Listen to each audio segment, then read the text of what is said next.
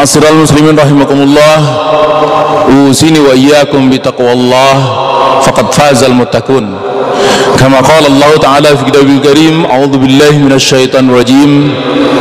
Ya ayyuhalladzina amanu taqullaha haqqa tuqatih wa la tamutunna illa wa antum muslimun. Hadirin sidang salat Jumat yang berbahagia rahimakumullah. Pertama-tama marilah kita panjatkan rasa syukur kita kehadirat Allah Subhanahu wa taala. Oleh karena atas limpahan rahmat-Nya lah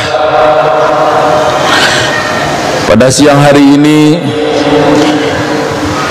pada tanggal 10 Zulhijjah 1438 Hijriah, kita bisa hadir di tempat yang mulia nan megah ini, memenuhi panggilan Allah, melaksanakan salah satu kewajiban kita sebagai seorang muslim, yakni ibadah salat Jumat.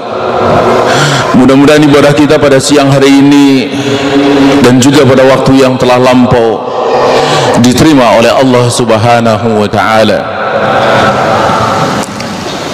Yang kedua, khatib berwasiat kepada diri pribadi dan juga kepada jamaah sekalian untuk marilah dengan penuh kesungguhan kita senantiasa tingkatkan takwa kita kepada Allah Subhanahu wa taala dengan takwa yang sebenar-benarnya. Karena sesungguhnya hanya dengan takwa sajalah kita bisa berharap mendapatkan pertolongan dari Allah Subhanahu wa taala, Zat yang menciptakan alam semesta, yang menghidupkan dan mematikan kita semua dalam meniti kehidupan dunia yang fana ini, yang kita rasakan tidak semakin mudah oleh karena berbagai tantangan yang kita hadapi. Dan dengan takwa pula lah kita bisa berharap mendapatkan tempat yang terbaik insyaallah kelak di akhirat.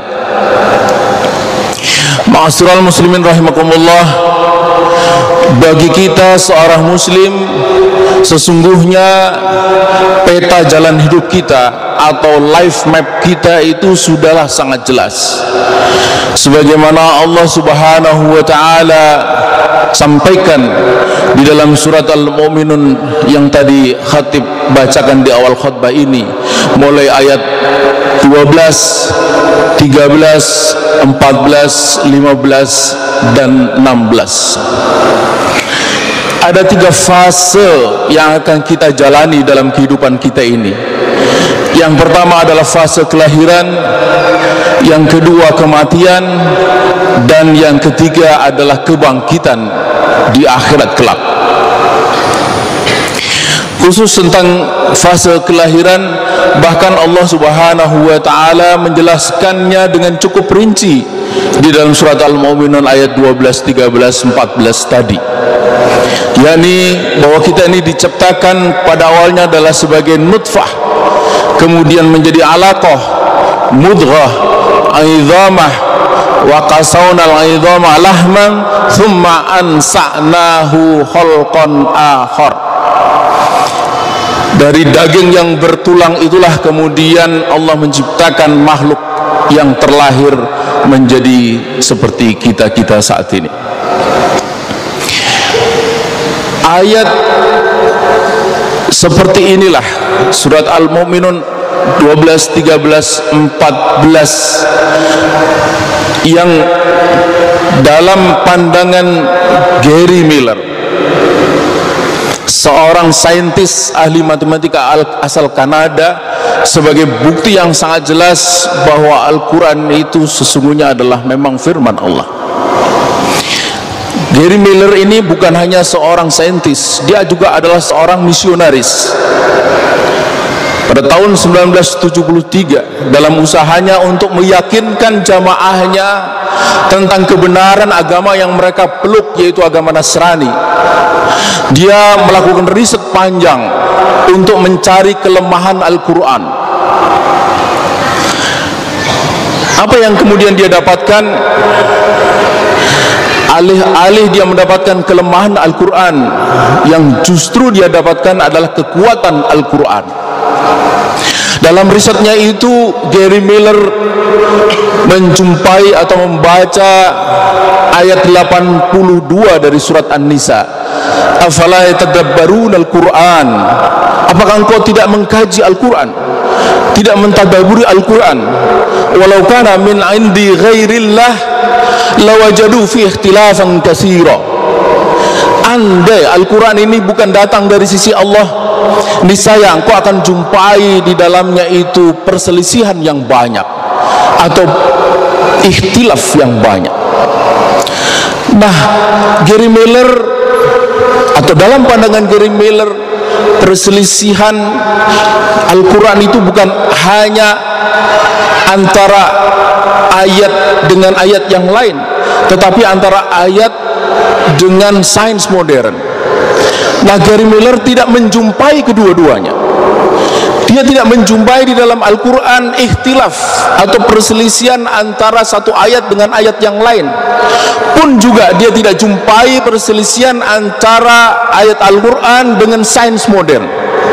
Di antara buktinya adalah surah Al-Mu'minun ayat 12, 13, 14 itu, bahwa menurut ilmu kedokteran modern memang begitulah fase-fase pertumbuhan janin, mulai dari nutfah, alaqah, mudghah, idhamah. Jemaah sekalian, akhirnya Gary Miller ini pada tahun 1978, 5 tahun setelah melakukan riset panjang terhadap Al-Quran, alih-alih dia kembali kepada jamaahnya, yang terjadi akhirnya dia masuk Islam, berubah namanya menjadi Abdul Ahad Omar, karena dia sangat yakin bahwa Al-Quran itu adalah sungguh-sungguh firman Allah Subhanahu wa Ta'ala. Jemaah sekalian, andai kita tidak membaca Al-Quran, kita tetap akan tahu bahwa kita ini akan mengalami fase yang pertama, kelahiran, dan fase yang kedua, kematian. Karena dia adalah fakta, siapapun akan lahir dan siapapun akan mati. Tapi kalau kita tidak membaca Al-Quran, kita tidak akan tahu kemana setelah kita mati. Kemana? Karena kita membaca Al-Quran dan kita sangat yakin bahwa Al-Quran itu adalah kalamullah atau firman Allah, maka kita menjadi tahu bahwa setelah kita mati nanti kita akan dibangkitkan oleh Allah Subhanahu wa Ta'ala. Thumma innakum ba'da dzalika lamayyitun thumma innakum yaumal qiyamati tub'atsun. Kemudian sesungguhnya kalian pada hari kiamat akan dibangkitkan. Dan karena itu kebangkitan di hari kiamat nanti adalah sebuah kepastian. Sebuah kepastian. Ini bukan seperti yang dibilang oleh ibu-ibu tokoh partai, dongeng atau ramalan masa depan. Bukan. Ini adalah sebuah kepastian. Jemaah sekalian, pertanyaannya kemudian adalah kemana setelah kita dibangkitkan? Kalau kita membaca Al-Quran, maka nyatalah bahwa hanya ada dua kemungkinan arah setelah kita dibangkitkan, yaitu apakah kita akan menjadi ashabul yamin, golongan kanan, atau ashabus simal, golongan kiri. Siapa itu ashabul yamin? Dialah ashabul jannah. Siapa itu ashabus simal? Dialah ashabun nar, penghuni neraka. Kita tentu tidak ingin menjadi bagian dari ashabus simal yang disebut oleh Allah Subhanahu wa Ta'ala sebagai bi'sal masir, sebagai seburuk-buruk tempat kembali yang di dalamnya terkumpul seluruh penderitaan, bahkan segala macam penderitaan yang mata belum pernah melihat, telinga belum pernah mendengar, dan siapapun belum pernah merasakannya. Digambarkan dalam sebuah hadis dalam kitab Al-Jannah wan Nar, siksa paling ringan di neraka itu dipakaikan kepada mereka terompah dari api neraka, dan itu cukup membuat otak mendidih. Jemaah sekalian, mungkin sekali waktu bisa mencoba berjalan kaki tanpa alas kaki di tengah siang hari, terik matahari, di atas aspal yang sangat panas. Kaki kita mungkin melepuh, tapi tidak akan pernah membuat otak itu mendidih. Ini siksa paling ringan. Kepadanya dipakaikan terompah dari api neraka, otak mendidih, dan siapa saja yang mendapatkan siksa seperti itu, dia akan merasakan ini siksa yang paling berat. Padahal itu siksa paling ringan. Karena itu jelaslah bagi kita tiada pilihan lain. Kita ini semua pasti menginginkan menjadi bagian dari ashabul yamin, golongan kanan, dialah ashabul jannah. Pertanyaannya kemudian adalah, apa yang bisa memastikan kita atau menjamin kita kelak akan menjadi bagian dari ashabul yamin, menjadi bagian dari ashabul jannah? Apa yang bisa memastikan kita? Apa jaminannya?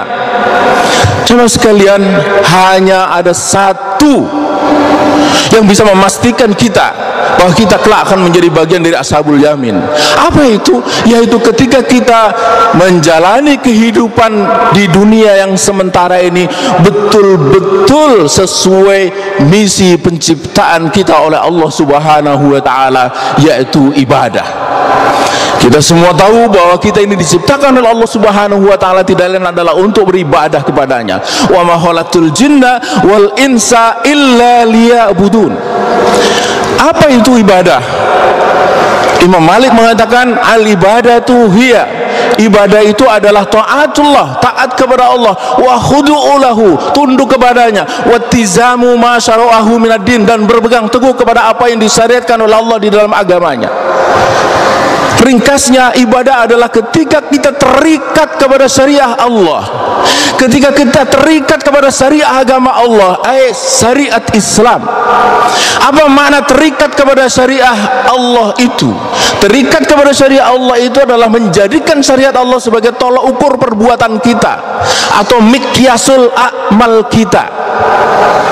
Haram dibilang oleh syariah, haram pula kita bilang. Halal dibilang oleh syariah, halal kita bilang. Apa yang dikatakan haram oleh syariah kita tinggalkan, dan kita melakukan apa saja yang dikatakan halal oleh syariah. Jamaah sekalian, inilah esensi dari takwa. Inilah esensi dari takwa, yaitu sikap seorang muslim untuk tunduk setunduk-tunduknya kepada Allah Subhanahu wa taala. Yang dalam surah An-Nur ayat 51 dikatakan dengan kalimat yang pendek, yaitu sikap sam'an wa ta'atan. Sami'na wa ata'na. Innama kana qaulal mu'minina idza du'u ila Allahi wa rasulihi liyahkuma bainahum ay yaqulu sami'na wa ata'na. Sikap sam'an wa ta'atan kepada segenap perintah dan larangan Allah Subhanahu wa taala, meski perintah itu sekilas tampak tidak masuk akal, sebagaimana perintah untuk membangun bahtera kepada Nabi Nuh di puncak bukit, di puncak gunung. Kalau perintah itu membangun bahtera di tepian pantai mungkin masih bisa dicerna oleh akal sehat. Ini di puncak bukit. Atau sekilas perintah itu tidak nyambung dengan apa yang kita punya persoalan, sebagaimana perintah Allah Subhanahu wa taala kepada Nabi Musa, wa auhayna ila Musa an adrib bi asaqal bahr, perintah untuk memukulkan tongkat ke tepian laut. Apa hubungannya dengan persoalan yang sedang dialami oleh Musa? Musa ketika itu sedang dikejar oleh Fir'aun dan bala tentaranya. Terpojok dia di tepian Laut Merah, tidak ada jalan lain. Dia mundur, dia akan semakin dekat dengan Fir'aun dan bala tentaranya itu. Tapi kalau dia maju, dia akan tenggelam. Pada titik itulah Allah memerintahkan untuk memukulkan tongkat itu ke tepian Laut Merah. Atau sekilas perintah itu tampak kejam, sebagaimana perintah Allah Subhanahu wa taala kepada Nabiullah Ibrahim alaihissalam.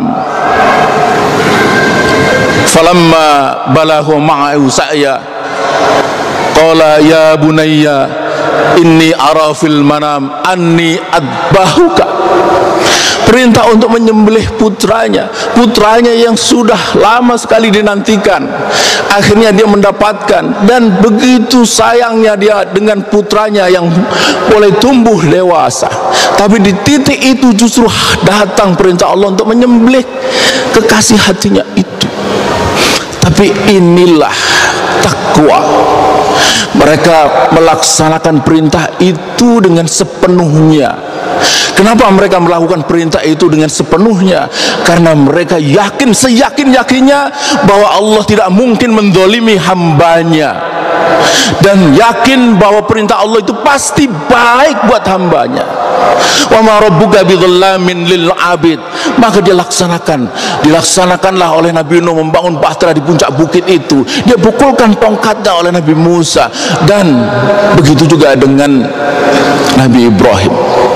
Tidak kalah hebatnya putranya Ismail. Itu perintah hakikatnya adalah menghilangkan nyawa dirinya. Tapi ketika ayahandanya bertanya, "Fandur madza taro?" Ismail dengan tegas mengatakan, "Ya abati fa'al ma tu'maru, satajiduni insyaallahu minas sabirin."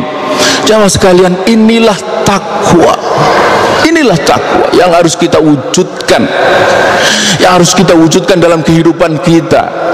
Kalau ada persoalan yang sangat penting dalam hidup kita ini, bukanlah hidup kita itu sendiri, apalagi karir, apalagi harta benda, semuanya bukan, tetapi adalah bagaimana kita dalam hidup yang pendek ini betul-betul bisa menjadi seorang hamba Allah yang bertakwa kepadanya.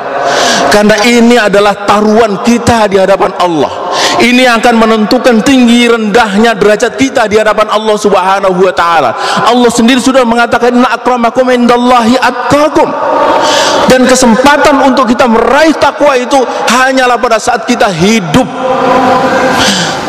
Ditambah dengan satu keyakinan bahwa hanya dengan bertakwa sajalah kita akan mendapatkan kebaikan dalam hidup yang sementara ini, mendapatkan keberkahan baik dalam kehidupan pribadi, kehidupan keluarga, pun dalam kehidupan bermasyarakat dan bernegara. Hanya pribadi yang bertakwa akan mendapatkan berkah dalam hidupnya. Hanya keluarga yang bertakwa yang akan mendapatkan berkah dalam kehidupan keluarganya. Pun begitu, hanya masyarakat dan negara yang bertakwa yang akan mendapatkan berkah dari Allah Subhanahu wa taala. Walau anna ahlal qura amanu wattaqau la fatahna alaihim barakatim minas sama'i wal ard. Allah berjanji, andai penduduk sebuah negeri itu beriman dan bertakwa, maka niscaya akan dibukakan keberkahan dari pintu langit dan bumi. Jamaah sekalian, oleh karena itu, kalau ada cinta kepada negeri ini, maka cinta itu hanya cinta itu yang selayaknya adalah diwujudkan dengan kita membawa negara dan bangsa ini ke arah bangsa dan negara yang bertakwa. Karena itu, siapapun yang membawa bangsa dan negara ini ke arah takwa, semestinya dia dianggap sebagai orang yang terhormat, bukan kemudian dikriminalisasi, dituduh dengan macam tuduhan. Pun begitu, siapa saja atau apa saja kelompok yang akan membawa bangsa dan negara ini ke arah takwa, semestinya kelompok itu juga dihargai, bukan malah dipersekusi dan kemudian dihilangkan eksistensinya. Cuma sekalian, oleh karena itu jelas sekali kita saat ini menghadapi persoalan besar. Apa persoalan besar itu? Yaitu hilangnya takwa di dalam realitas kehidupan kita dan hilangnya takwa dalam kamus pembangunan bangsa dan negara ini. Ini lebih gawat daripada sekedar kemacetan, lebih gawat daripada sekedar kemiskinan, lebih gawat daripada sekedar korupsi. Karena korupsi, kemiskinan, segala macam itu justru juga adalah pangkalnya miskinnya takwa itu. Karena itulah, maka saudara-saudara sekalian, pada kesempatan yang mulia ini 10 Zulhijjah, kita mengingat kembali bagaimana teladan kita Nabiullah Ibrahim alaihissalam dan putranya Ismail. Maka teladan itu tidak lain adalah bagaimana menjadi pribadi yang betul-betul bertakwa. Dan karena itu juga, maka marilah kita sing-singkan lengan baju kita untuk tidak diam. Kita bergerak, memberikan apa saja yang kita punya untuk membawa bangsa dan negara ini menjadi bangsa dan negara yang bertakwa. Hanya itu jalan yang akan membawa kepada keselamatan. Bukan hanya keselamatan di dunia, tapi bahkan yang paling penting keselamatan di akhirat, sebagaimana Allah Subhanahu wa taala katakan tadi, tsumma innakum yaumal qiyamati tub'atsun. Jemaah sekalian, khatib mengingatkan kepada diri pribadi dan jemaah sekalian sekali lagi untuk marilah kita tingkatkan takwa kita kepada Allah dengan takwa yang sebenar-benarnya. Dan kesempatan untuk meningkatkan takwa itu hanya ketika kita hidup di dunia ini. Dan kapan kita mati, masuk ke fase yang kedua, kita tidak tahu. Dia akan datang tanpa memberitahu. Karena itu bodoh sekali kalau orang sudah tahu bahwa dia akan mati, dia lewati kehidupan ini dengan cara biasa-biasa saja, padahal dia tahu bahwa dia akan mati dan dia akan dibangkitkan di hari kiamat kelak. Karena itu mumpung kita masih hidup, maka marilah kita manfaatkan waktu yang sesungguhnya sangat sebentar ini untuk betul-betul menjadikan kita ini sebagai orang yang bertakwa. Kalau belum, bergegas. Kalau sudah, kita tingkatkan. Begitu juga keluarga kita, begitu juga dengan bangsa dan negara yang sedang menghadapi banyak sekali masalah, terutama masalah hilangnya kamus takwa di dalam pembangunan ini mengakibatkan berbagai persoalan kemudian berkembang. Mudah-mudahan Allah Subhanahu wa taala memberkahi kita semua dan menguatkan kita menjadi muslim sejati, menjadi muslim yang muttaqin.